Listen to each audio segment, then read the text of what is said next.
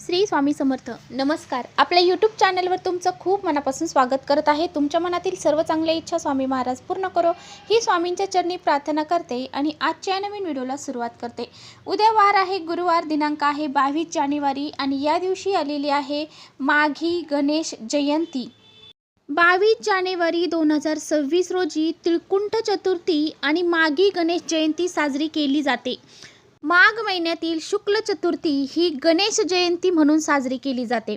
याच दिवसाला तिळकुंठ चतुर्थी असंही म्हटलं जातं. यंदा 22 जानेवारी रोजी हा सण असून या दिवशी गणेशाची उपासना केल्याने सर्व संकट दूर होतात आणि मनोकामना देखील पूर्ण होतात अशी श्रद्धा आहे. तिळकुंठ चतुर्थी म्हणजे काय तर पहा, तीळ म्हणजे तिल आणि कुंद म्हणजे कुंदाची पांढरी फुले. या दिवशी भगवान गणेशाला तीळ आणि कुंदाची फुले अर्पण करण्याची परंपरा आहे.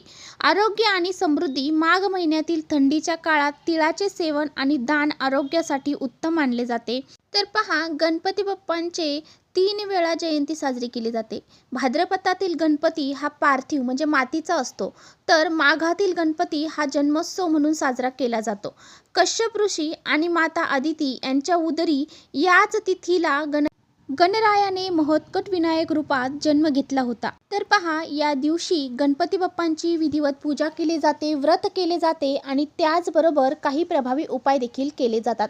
आजच्या व्हिडिओमध्ये मी तुम्हाला अतिशय प्रभावशाली उपाय सांगणार आहे. हा उपाय प्रत्येक आईने आपल्या मुलांसाठी करायचा आहे. आईने आपल्या मुलांवरून ही एक वस्तू उतरवून टाकायची आहे. आईने जर मुलांवरून ही एक वस्तू या माघी जयंतीच्या दिवशी उतरवून जर टाकली तर मुलांची भरभरून प्रगती होते. मुलांच्या जीवनामध्ये नजरबाधा, वाईट संकट, अडचणी, दोष असतील तर ते दूर होतात. मुलांच्या अभ्यासात, नोकरीत, प्रत्येक क्षेत्रात भरभरून प्रगती होते. इतका हा प्रभावी उपाय आहे. हा उपाय कसा करायचा आहे याबद्दलचीच माहिती आजच्या व्हिडिओत आपण बघणार आहोत. त्यामुळे तुम्ही इकडे व्हिडिओ स्किप न करता शेवटपर्यंत नक्की बघा, जेणेकरून तुमच्यापर्यंत योग्य ती माहिती पोहोचेल. आपल्या चॅनलवर नवीन असाल तर चॅनलला सबस्क्राईब करा आणि असेच नवनवीन माहितीपूर्ण व्हिडिओ पाहण्यासाठी बेल आयकॉनला प्रेस करा, म्हणजे मी जेव्हा कधी नवीन व्हिडिओ अपलोड करेन त्याचं नोटिफिकेशन सर्वात अगोदर तुम्हाला भेटेल आणि तुम्ही एकही व्हिडिओ मिस करणार नाही. त्याचबरोबर खाली कमेंट्समध्ये ओम गणपते नमः हे लिहायला अजिबात विसरू नका. व्हिडिओ माहितीपूर्ण वाटलं तर आपल्या मित्रपरिवारांसोबत नक्की शेअर करा. तर पहा, हा जो उपाय आहे तर हा उपाय तुम्हाला उद्या म्हणजेच माघी गणेश जयंतीला गुरुवारी संध्याकाळी करायचं आहे. संध्याकाळी कधी करणार आहात तर संध्याकाळी 6 वाजल्यापासून ते रात्री 12 वाजेपर्यंत तुम्ही हा उपाय कधीही करू शकता. तर हा उपाय आपल्याला का करायचा आहे? आपल्या घरामध्ये लहान मुलं असू द्या किंवा मोठी मुलं असू द्या, मुली असू द्या किंवा मुलं असू द्या, ह्या दोघांसाठीही तुम्हाला हा उपाय करायचा आहे. तुमची मुलं अगदी लहान आहेत आणि त्यांच्यावरून म्हणजे ते चिडचिडेपणा करत आहेत, हट्टीपणा करत आहेत, ऐकत नाहीत, तर अशा मुलांवरून सुद्धा तुम्हाला ही एक वस्तू जी आहे तर ती उतरवून टाकायची आहे. बऱ्याच वेळा काय होतं की आपल्याला असं वाटतं की मुलांना जे काही दोष अडचणी लागलेल्या आहेत तर त्या अगदी आसपास राहणाऱ्या लोकांमुळे किंवा लोकांनी कौतुक केल्यामुळे त्यांना नजर लागलेली असेल. तर कधी काय असतं की आसपासच्या लोकांची नजर तर लागतेच, त्याचबरोबर आईवडिलांची नजरसुद्धा मुलांना खूप अधिक प्रमाणामध्ये लागत असते. ज्यावेळेस मुलांनी काही चांगली गोष्ट केली की त्यांचं कौतुक आईवडील करत असतात आणि त्यांचीच नजर मुलांना लागली जाते. त्यामुळे मुलांमध्ये दोष निर्माण होतात आणि मुलांची प्रगती कुठेतरी थांबली जाते किंवा मुलं हट्टीपणा करायला लागतात, चिडचिडेपणा करायला लागतात. बऱ्याच वेळा मुलं आजारी देखील पडतात, जेवण देखील करत नाही. अशा बऱ्याच समस्या मुलांना जाणवत असतात. तर तुमची मुलं ही मोठी असतील तर मोठी मुलांना सुद्धा नजर लागली जाते, कारण मोठी मुलं हे वेगवेगळ्या क्षेत्रामध्ये असतात आणि वेगवेगळी प्रगती त्यांची होत असते. त्यावेळेस त्यांना बाहेरच्यांची किंवा घरातल्यांची नजर ही लागली जाते आणि त्यामुळे मुलांची प्रगती कुठेतरी थांबली जाते. ज्यावेळेस मुलं हे शाळेमध्ये शिकण्यासाठी असतात, त्यांना अभ्यास करावासा वाटत नसेल, त्यांची कोणतीही गोष्ट त्यांच्या मनासारखी होत नसेल आणि प्रत्येक आईवडिलांना आपल्या मुलांची काळजी असते की आपल्या मुलांनी भरपूर शिकावं, त्यांनी मोठं व्हावं, त्याचं करिअर त्यांनी बनवावं, असं प्रत्येक आईवडिलांना वाटत असतं की प्रत्येक आईवडिलांना मुलांच्या भवितव्याची खूप काळजी असते. मुलं असू द्या, मुली असू द्या, दोघांसाठी सुद्धा आईवडील खूप खडतर प्रयत्न करत असतात. अगदी कष्टाचं पाणी करायचं प्रयत्न ते करत असतात की आपली मुलांची प्रगती व्हावी, आपल्या मुलांच्या जीवनामध्ये त्यांना कोणतीही गोष्ट कमी पडावी नाही यासाठी भरपूर प्रयत्न करत असतात. आणि त्याचबरोबर मुलांनी सुद्धा भरपूर प्रयत्न करायचे असतात. मुलांचे प्रयत्न तर करायचेच आहेत, त्याचबरोबर मुलांना जी काही दोष लागलेले आहे, अडचणी लागलेल्या आहे, नजरबाधा लागलेली आहे, त्यांची प्रगती कुठेतरी थांबलेली आहे, यासाठी आईवडिलांनी मुलांसाठी अशा विशिष्ट तिथींना काहीतरी उपायसुद्धा करायचे असतात.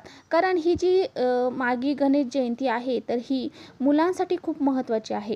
मुलांसाठी या दिवशी भरपूर असे उपाय केले जातात आणि ज्यावेळेस मुलांसाठी आपण असे उपाय करतो त्यावेळेस मुलांची जी काही प्रगती आहे तर ती कुठेतरी व्हायला सुरुवात होते. मुलांच्या अडीअडचणी दूर होतात, मुलांची नजरबाधा दूर होते आणि मुलांची प्रगती होत असते.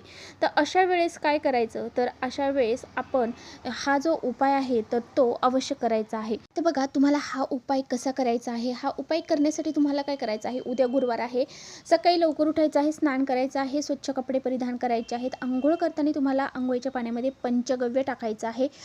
त्याचबरोबर थोडीशी हळद देखील टाकायची आहे, कारण गुरुवार आहे. गुरुवारच्या दिवशी हळदीला खूप महत्त्व असतं आणि हळद ही अतिशय महत्त्वाची मानली जाते. भगवान विष्णूंना ती प्रिय आहे, त्याचबरोबर माता लक्ष्मीला देखील प्रिय आहे आणि त्यामुळे त्यामध्ये हळद टाकायची आहे. अंघोळ करायची आहे. अंघोळ करताना ओम गण गणपती नमः या मंत्राचा जप देखील करायचा आहे. स्वच्छ कपडे परिधान करायचे आहे. देवघरातील देवांची विधिवत पूजा करून घ्यायची आहे आणि त्यानंतर संध्याकाळी हा उपाय 6 नंतर तुम्हाला जेव्हा वेळ असेल तेव्हा तुम्ही करायचा आहे.